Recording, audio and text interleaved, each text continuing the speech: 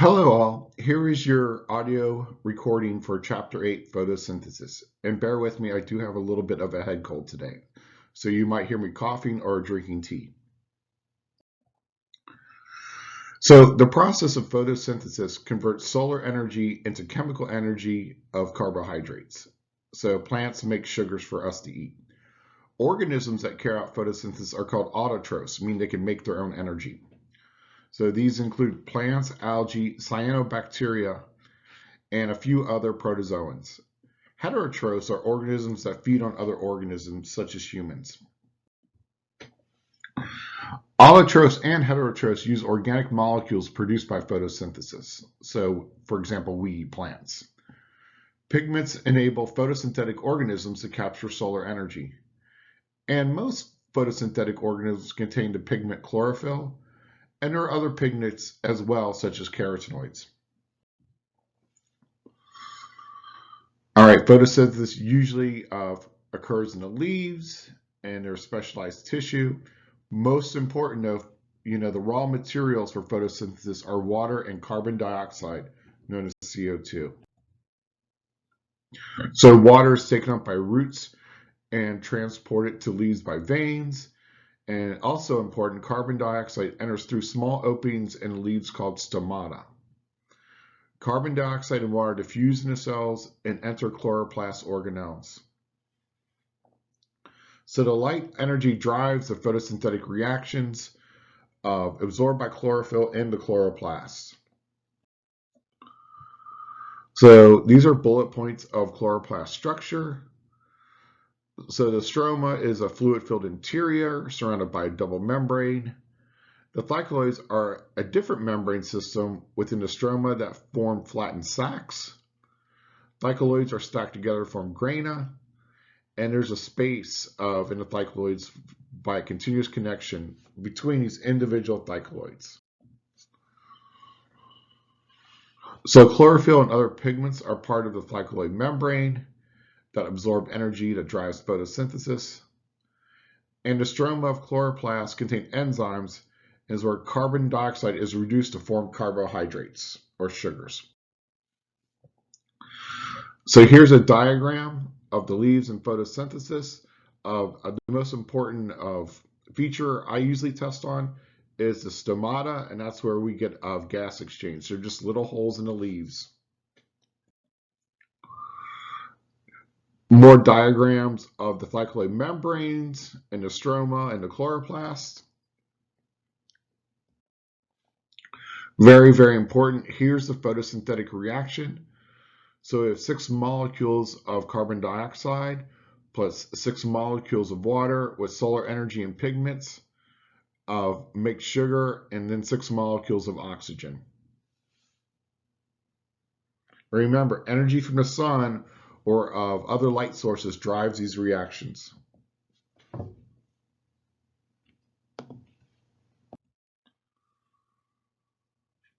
So remember, photosynthesis contains 2 sets of reaction. Photo refers to capturing of solar energy, and the synthesis refers to producing a carbohydrate. So we have the light reactions, which are light dependent, and the Calvin reactions, which are light independent.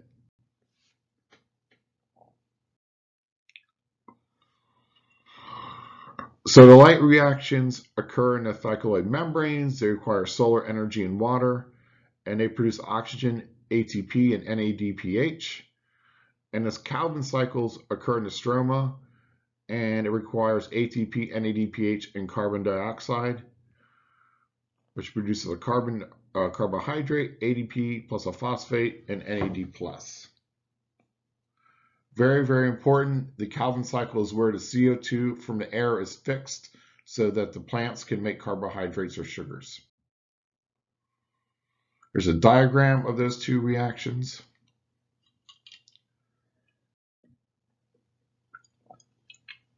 So during the light reactions, different pigments within the thylakoid membranes absorb energy.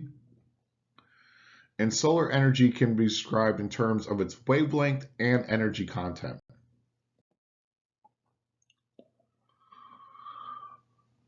So here is a diagram of light and energy. And just remember, white or visible light is only a small portion of the spectrum. And visible light is further divided into wavelengths between 380 and 750 nanometers.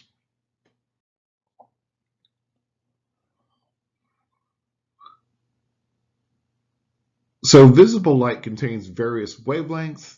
Violet light or purple is the shortest wavelength but high energy, and red is the longest wavelength but lowest energy. Shorter wavelengths are screened out by the ozone layer, and longer wavelengths are absorbed by CO2 and water. Most synthetic pigments in cells are chlorophylls A and B in the carotenoids, and they can absorb specific portions of visible light. So chlorophylls absorb violet, indigo, blue, and red light. Green light is reflected and only minimally absorbed, and that's why our leaves appear green. And the other pigments, such as carotenoids, become noticeable in the fall when chlorophyll breaks down and the other pigments are uncovered.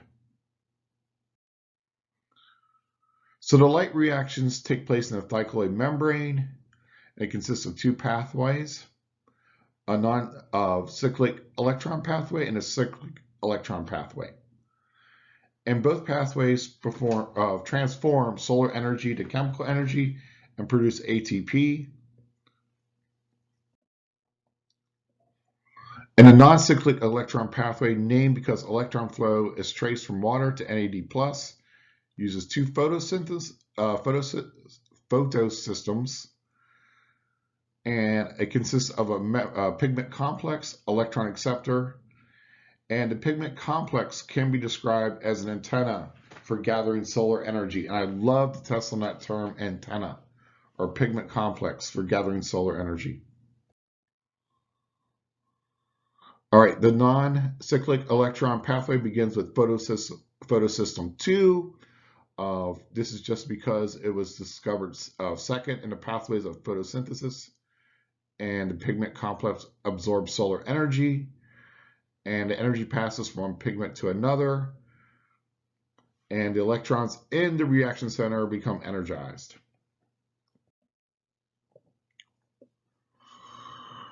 So the photosystem 2 would disintegrate or not work without replacement electrons, and these electrons are provided by splitting water, which releases O2 to the atmosphere, which we breathe, and the hydrogen ions stay in the thylakoid space and contribute to the formation of a hydrogen ion gradient.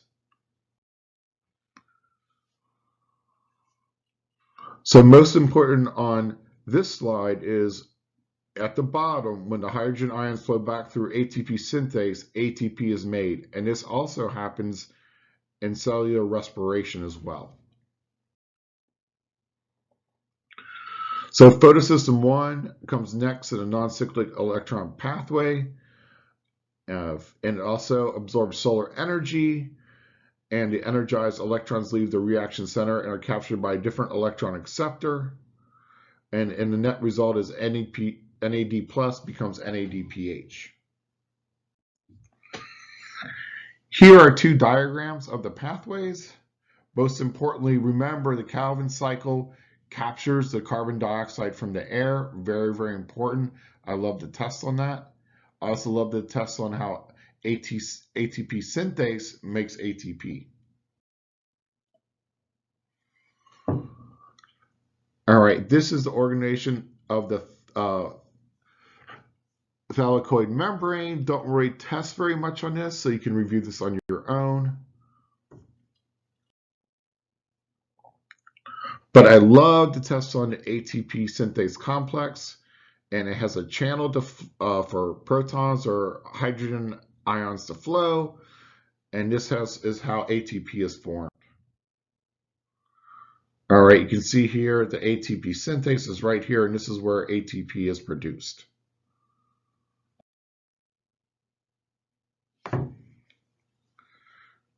All right, this is more about cyclic electron pathways of more depth than I care to go in with you all, so you will not be tested on this. But just remember that what the ATP synthase does, and it's caused by the flow of protons by a gradient through that pump. and it results in ATP production.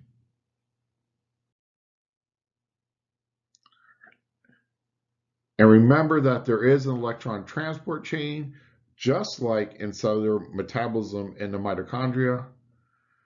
And the ATP from this electron transport chain is used in the Calvin cycle to make carbohydrates.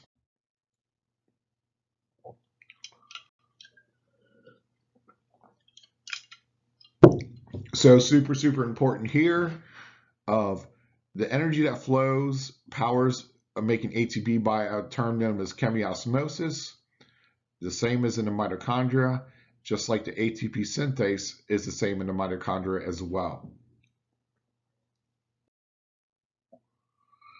So also important, plants are carbon dioxide fixers. We cannot pull carbon dioxide out of the air, fix it, and make sugars or carbohydrates.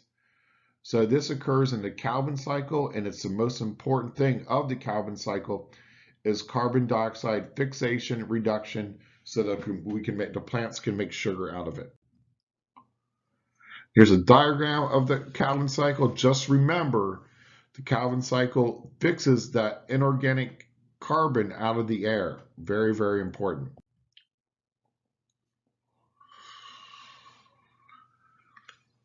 So the enzyme that makes all this happen is called RUBP carboxylase, and it's a very slow enzyme, but there is a ton of it in the plant leaves. So remember, RUBP carboxylase is one of the most abundant enzymes in the plant. All right, reduction of carbon dioxide is the second step on the way to make carbohydrates.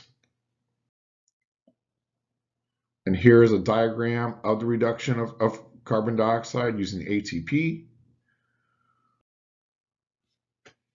All right, RUBP is regenerated and the cycle keeps turning to make these intermediates,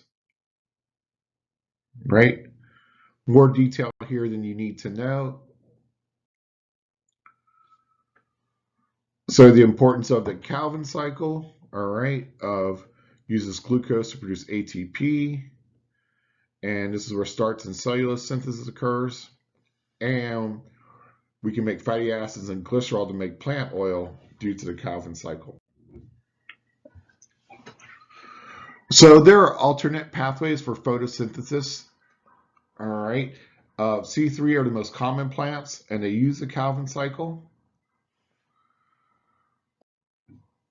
And here is where oxygen undergoes photorespiration. Unfortunately, the O2 concentration in leaf rises when weather is hot and dry because the plants keep the stomata closed to conserve water. And here's a picture of plants using the Calvin cycle.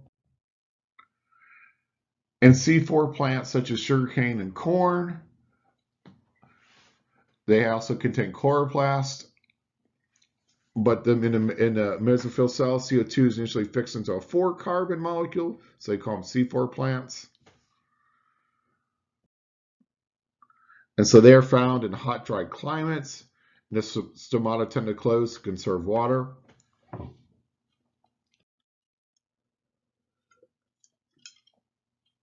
Here's a diagram of the C4 plants and where the stomata is compared to the vein. So when the weather is moderate, the C3 plants have an advantage. However, when the weather is hot and dry, the C4 plants have an advantage and are expected to predominate. All right, so a typical example, in early summer, the C3 plants such as Kentucky bluegrass predominates in lawns in the cooler parts of the United States. By midsummer, crabgrass and C4 plants begin to take over. All right, there is also another pathway of photosynthesis called CAM plants, and this is common in deserts. So these are succulent plants such as cacti. And so during the night, they keep the stomata open and fix CO2 into C4 molecules, which are stored in large vacuoles. Excuse me. And during the daylight, the C4 molecules release CO2 to the Calvin cycle. So here's another of CAM plant, a pineapple. typically grow in very hot environments.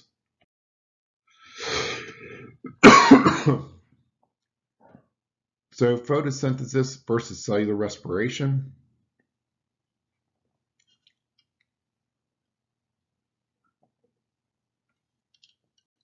So both plant and animal cells carry out cellular respiration. Occurs in mitochondria and excuse me, and breaks glucose down and produces ATP energy. You can hear my voice is starting to wear out. So plants photosynthesize, but animal cells do not.